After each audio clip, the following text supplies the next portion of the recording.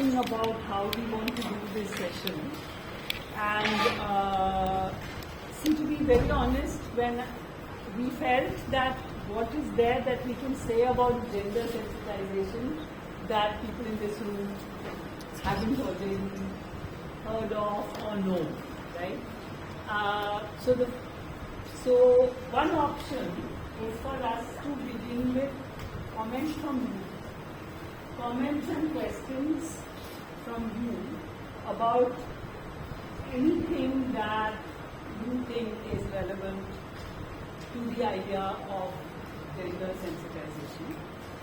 So we could do that, right? Then at least we would know what to do. One of the things is that Parnal at some point will talk about the specific JNU experience of GS Cash, because I came to JNU as a teacher long after GS Cash was set up, and Parnal has been part of the process by which GS Cash was set up. She'll explain, and so that will be part of what she says. She'll say other things also, I'm sure, but she'll talk about, she's also chairperson of GS Cash at some point, so she will talk about that experience, and also about anything else that she wishes to speak about. So I'll just say one thing to begin with, Ki, I think we have to stop thinking in terms of girls and boys, Mahila Ahmad, what we used to call the women's movement in the 80s, because remember, they had been around for a long time, and in the 80s, it was, it was all Simone de Beauvoir, a woman is not born, she's made, sex, gender distinction. It was like that was the way we understood feminism. Sex is biological, gender is cultural. That's the way we understood feminism. And that is not wrong, but many things have changed. And one of the biggest things that has changed is that the landscape is no longer a women's movement. It's a queer feminist movement. Because there are now apparently 3 genders bureaucratically, but there is a possibility of multiple genders. In your lifetime, if in my lifetime I've seen this very big change, in your lifetime, in 10 years, you'll be saying, oh, in the 2000s, in 2024, we thought there were XYZ, but now look at the world, right? The point is, we don't know what new identities will emerge, how we will be challenged, how we will be forced to rethink our politics. All this is good. That's what democracy does. It keeps you completely and always destabilized. So that is something that I want to say right away. We're not talking about Mahila Ahmad. We're talking also about Mahila Ahmad. But we are talking about the fact that there is a possibility of multiple genders. And what does that mean for us? Okay, so we are going to start with that idea. But really, is there, like, what would you say if you had to, I don't want to say some very basic things, I mean, like, I feel that all of you have thought about these issues, and so why don't we start with, let's start at the level where you already are. Let me not do the gender this and sex is that kind of a thing. So, any comment, any question that you are facing as a feminist? And I think everybody in this room is a feminist. I'm going to assume that. Some of you are not, say that. Say you're not a feminist and why you're not a feminist. We can talk about that. So let's keep it more interactive. I'm assuming everybody is a feminist. Correct me if I'm wrong. So if you're not a feminist, let's go there. Let's discuss that. But as young feminists, young who you all are.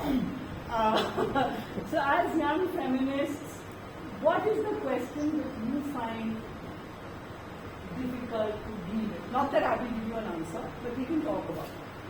So in 2024, you're young feminists, the world is very specific and very different from the way it was even in your own childhood. It's very different from the way in the world in which I grew up and Parnal grew up. So what would you say is a dilemma or a predicament or a question जिसके साथ आप जूझते हैं? बतौर नारीवादी, you're a feminist, what bothers you? What is a question that you ask yourself? Or is it very easy to be a feminist?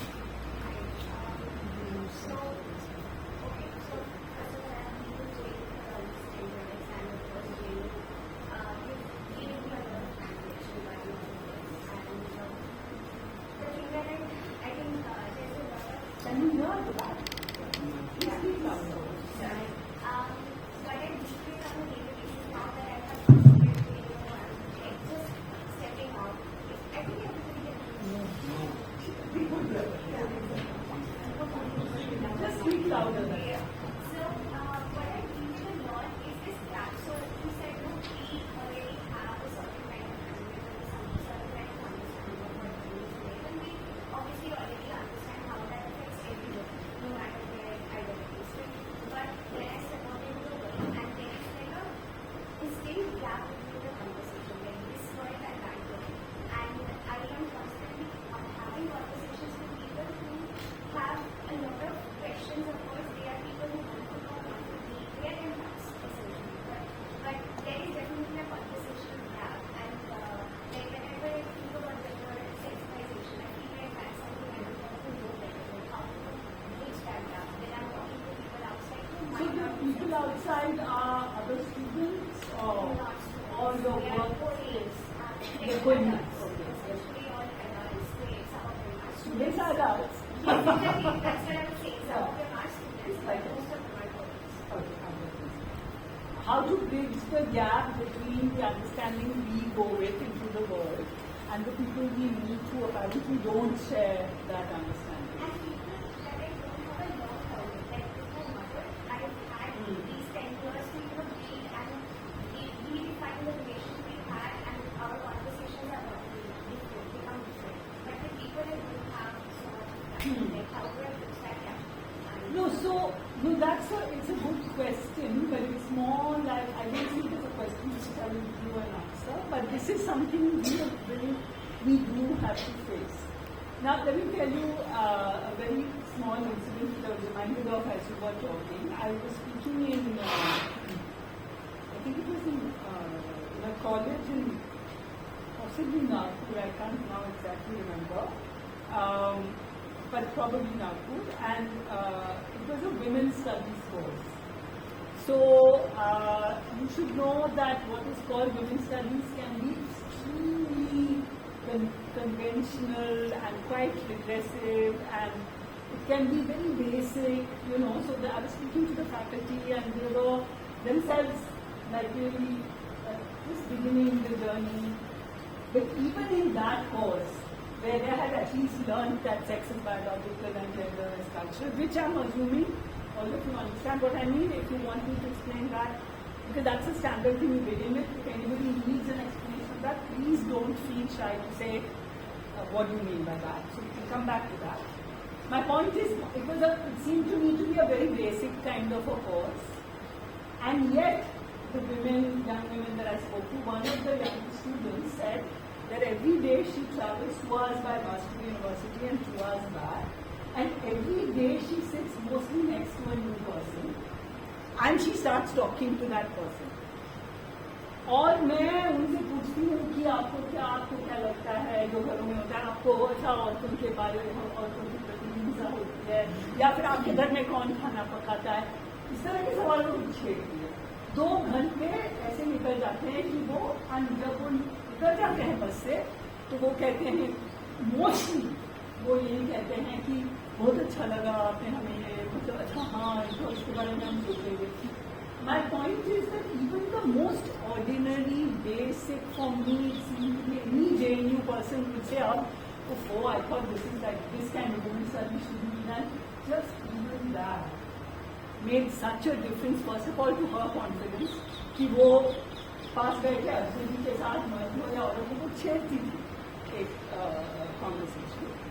So, my point is that even a brief interaction with someone who gives you a perspective different from what you think, and that this is not true only for gender. Someone is sitting next to you and someone you meet and they say something regressive about reservations, or every interaction matters. It is exhausting to live in the world like this, but it's worthwhile living in the world. It's exhausting because you don't let anything pass.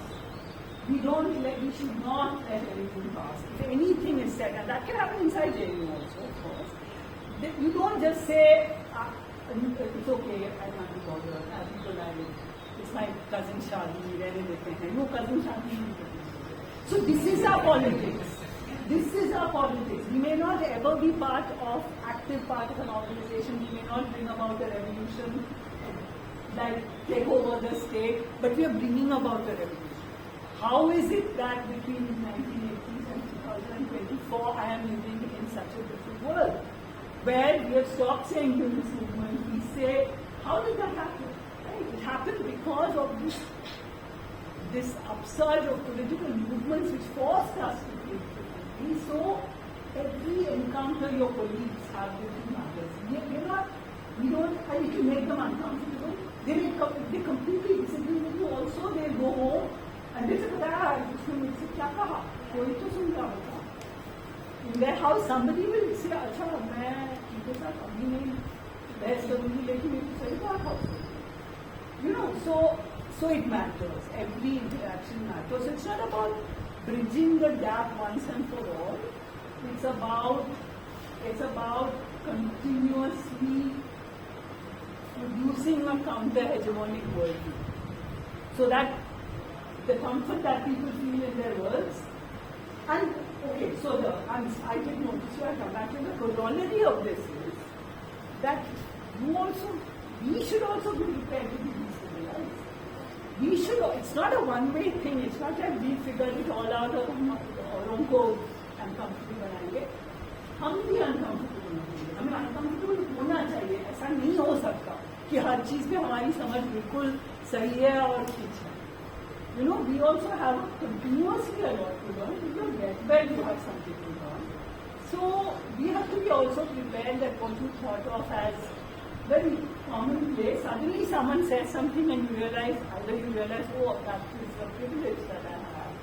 Or you realize, I didn't think of it like this. So you have to be prepared to be destabilized. Yeah, what do you think?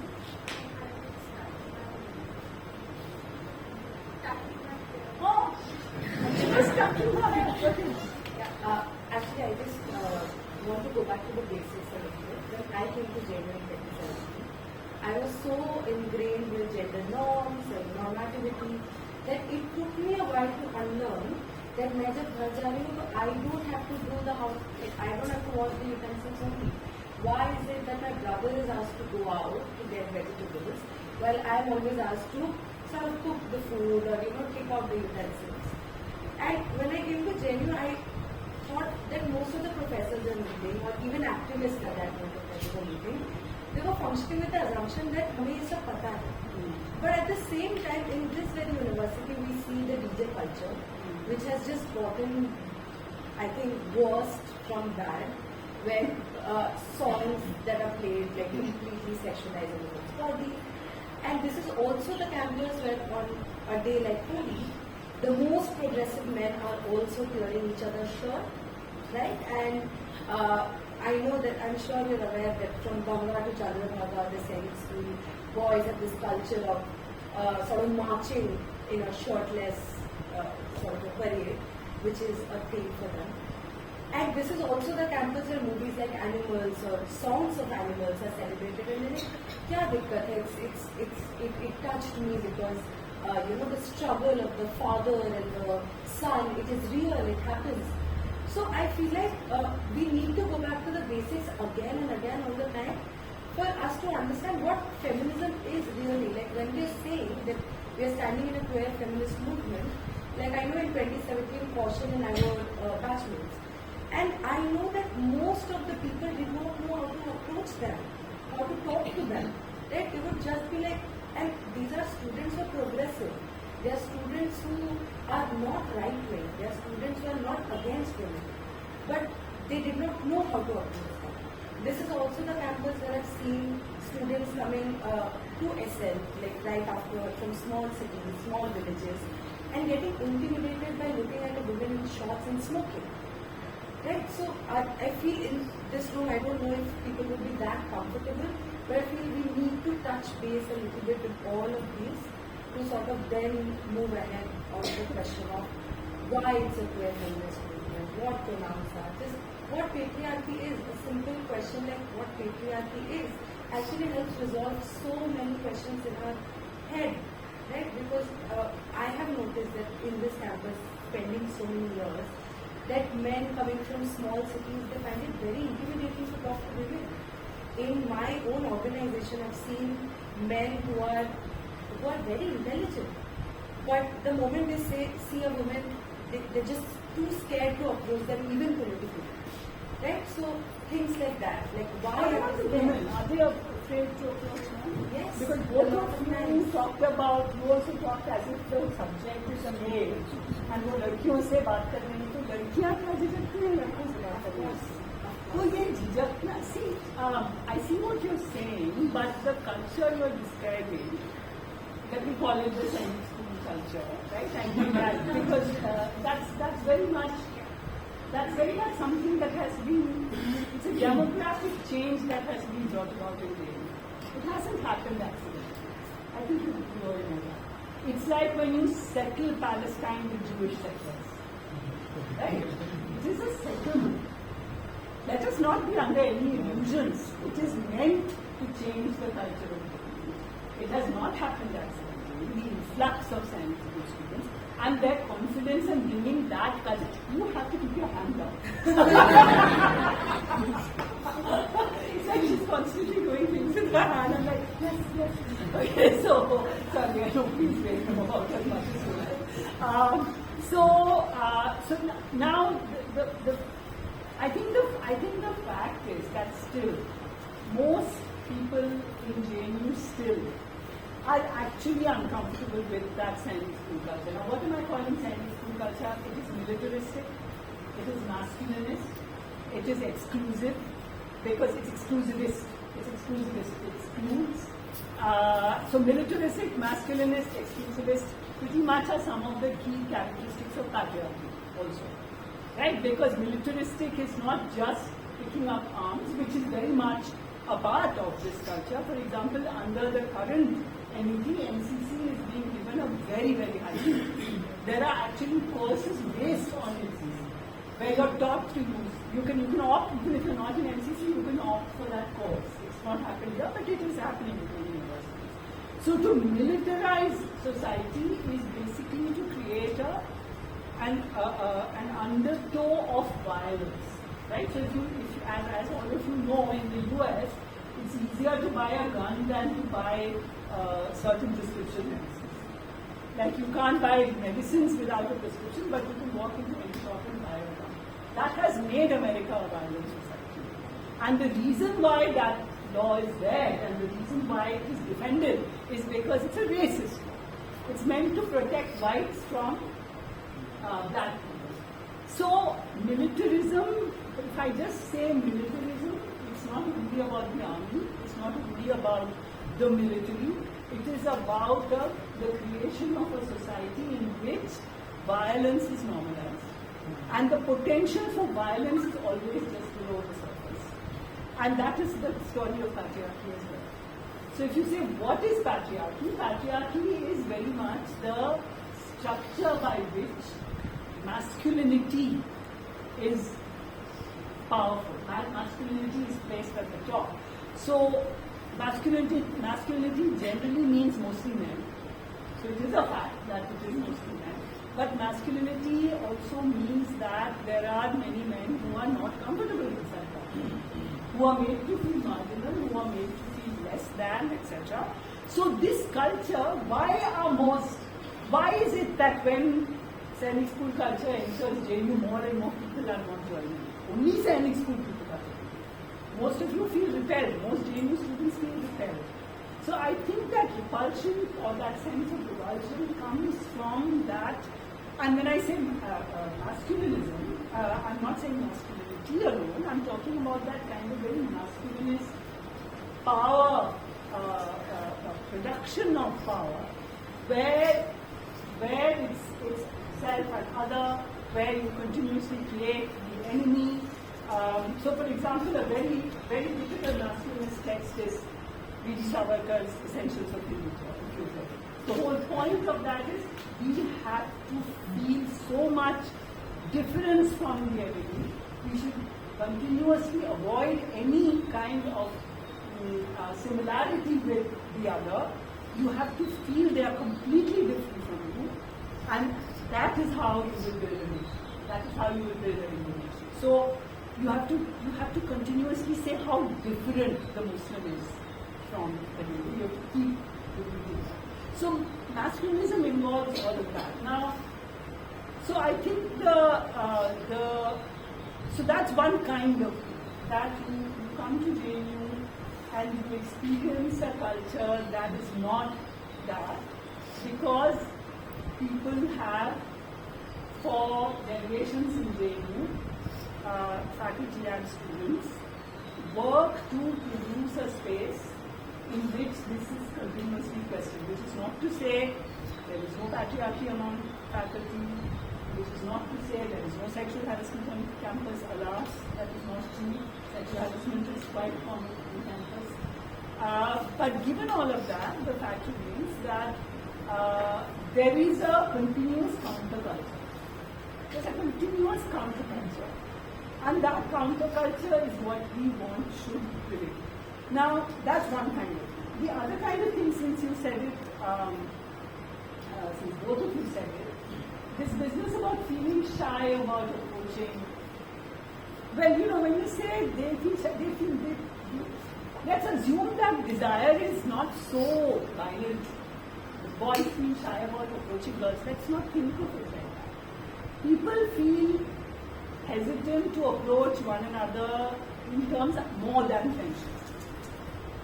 In terms, that is, we don't know how to approach someone in terms other than friendship. I don't know. It's not something that you know. It is something we learn. And we learn by being open to the other person responding or not responding. So it's not as if someone who has lived in Delhi knows how to approach. In fact, a lot of people from Delhi might think they're very confident, but they may be completely encroaching on someone's space with that confidence. So the opposite is actually the more of a problem. If people are shy, at least there's that space for someone to step forward. Like if I'm shyly standing here, you can say, I'll step forward. But if I'm like going to encroach on your space, then you have nothing to do but step back. So shyness is okay. Shyness in all people is okay. And I think what we need to do is we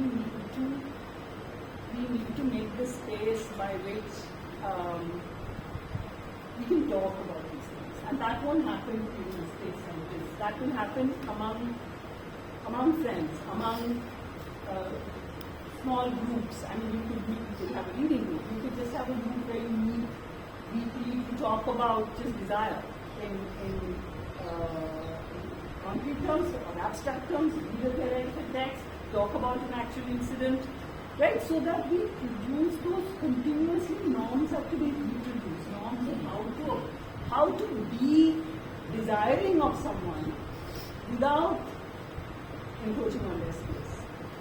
So I think we need to do that. I was thinking if there's another, yeah. No, I want it to be back and forth. So I'd like to speak. I'll come back, but I'll take this. Yeah, just one question, and it's basically two parts. So, as a person who believes in identity has experiences, but coming to the identity which I've also grown up with, and also for the socializing perspective, most of my friends also have this okay. Now, when you start understanding the societal issues of understanding the importance of language, that's a question which I keep on wondering more and more as the discourse keeps on increasing. But how do we combine ourselves together from the perspective that we come from the identity who are investors? So that is the first question. How do we increase our understanding of better life from the identity? The second question is, most of the people who come from the identity who are not from the social science background, academic background as such, or even activists, there these conversations are negligible. And when the moment you start talking, which is something relevant to the society, you start talking about patriarchy, either there is no cognizance to those questions or those issues, or there is just denial. He is a patriarchy, he is a bad patriarchy. very difficult to strike a conversation among people like that. So how to do it? So one is about the allyship, and I think possibly most of us in this room, and I certainly include myself, most of us have one identity of privilege. It could be caste, it could be class. I think everyone can be broadly the fact that we're in a university that we read JNU already gives us some privilege. So I think all of us have some experience of privilege, and some of us have more experience of privilege. And I think allyship would, I think there's no answer. Right? I'm not going to be able to say how does one ally, but one has to be open to continuously talking. I came across this very interesting phrase in this Japanese philosopher's work on translation, and he's talking about translation, but he says this very interesting thing about community. Because he's saying translation, we shouldn't think of translation as just, and it's an interesting metaphor to use in this context because we are trying to translate our norms for the science school culture kind of thing, right? All communication is translation, in a way. So what he's saying is that we should think of translation as always incommensurable. It's one community of foreigners and another community of foreigners. The communication is not smoothly passing between two homogeneous units. There is a continuous failure to communicate. We should just recognize it. Now, in that context, he says a community is not one in which we all share the same values, but a community is one in which we recognize we don't share all the understandings and so on, and you continuously, you're living in that heterogeneity. Okay, so I found that very beautiful, right?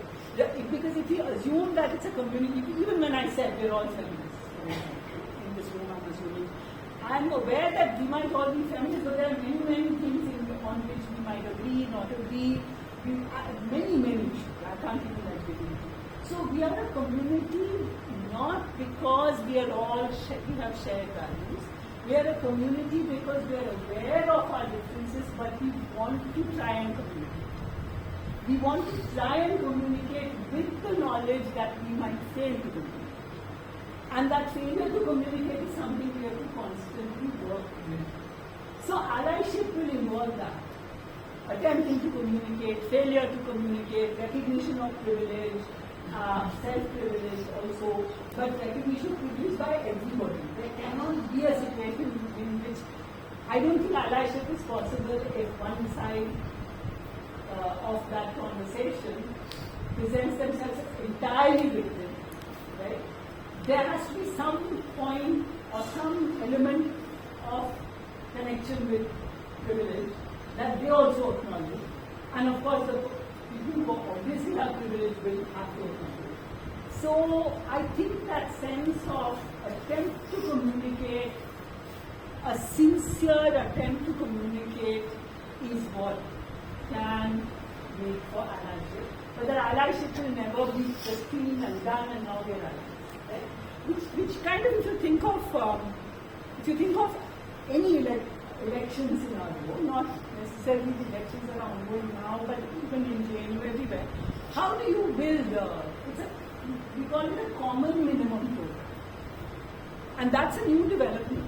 So it's not like I will march with you if you agree with all my 10 points. Are you pro-trans, anti-capitalist, pro-secular, pro-ecology, all those 10 points, if you're not anti-war, etc. If you're not with me all the way, you can't march together. Rather than say, are you with me on 2 points?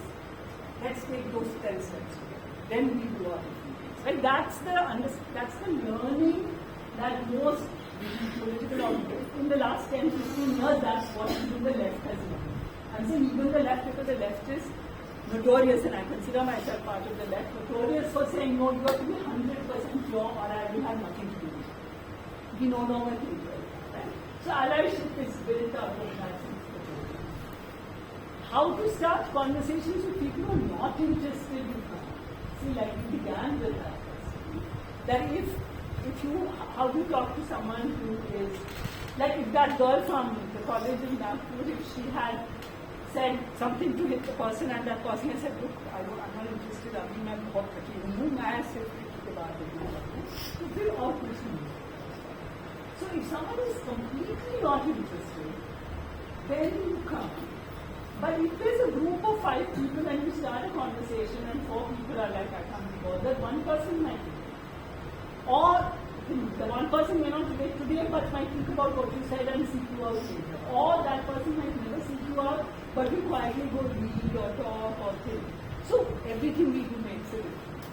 Every small thing we do makes a difference. I met, and I'll just stop here because I want to, and please come back if you need. I met a young person who said how we were talking about Russia, but this is another young person who dresses in a kind of non-binary way, very evidently, and they said that they feel quite, sometimes quite scared on the metro, because sometimes they sense a kind of violence or implicitly. And I said I can understand that at one level, right? Being a woman who is like assigned gender female at birth, and I perform the female gender. I know what that means to be somewhat scared.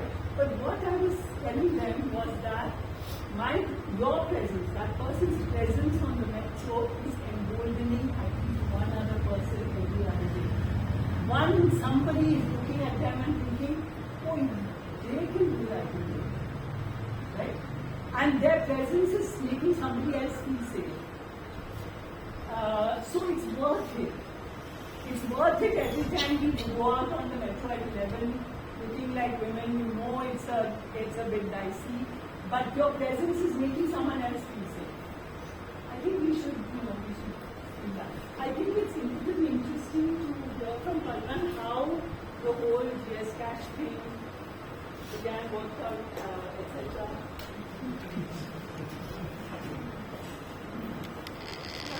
I want to respond to what you said and also this thing about ally.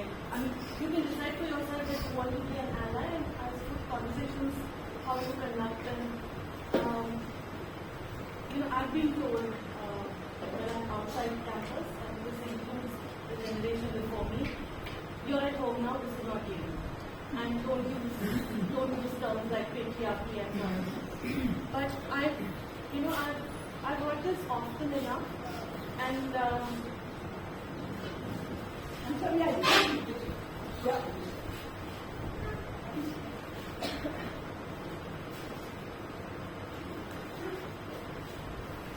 Sorry, I didn't do that.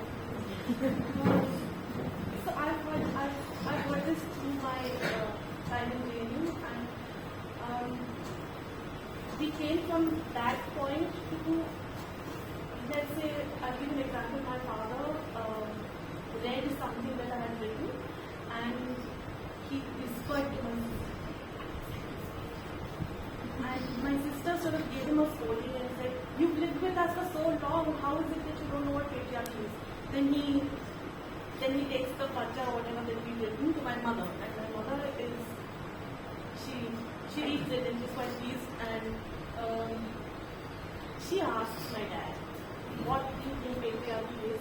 And he sort of timidly says, well, I think I know what it is, but I can't tell you what it is. So these are the concepts. So when it started with, you're at home and don't act smart, and so it's a longish journey, but it's a journey that is marked by a number of conversations. And to answer your question, you can decide for yourself that you're an ally, but you can't tell people to be allies. So that's a transformative process that can do. But a good occasion for starting a conversation, whether anyone is interested or not, is really popular culture. So you don't start with, here is a copy of Engels and you must read it. But you should ideally say, what do you think of animals? And just gently ask and see where the conversation goes. And that's really your entry into, and I think most of us, at least those of us who grew up on heavy doses of Hindi cinema, most people are ready to start with a conversation, and just to say, just to sort of speak to what you raised, when in my MA, I remember I came from a girls' school, and I have only sisters. And when I came to campus, having to interact with men constantly seemed like an irritating interference, frankly. And I mean, I wish. No, I mean, not anymore. It did feel like and it was not a shyness, it was in fact, there was I don't know if you've heard about this, there was this whole debate around whether or not men should be allowed in women's hostels on hostel nights. And our wardens who, there have been some, wonderful scholars, women we absolutely loved, but they were like, no, we can't allow.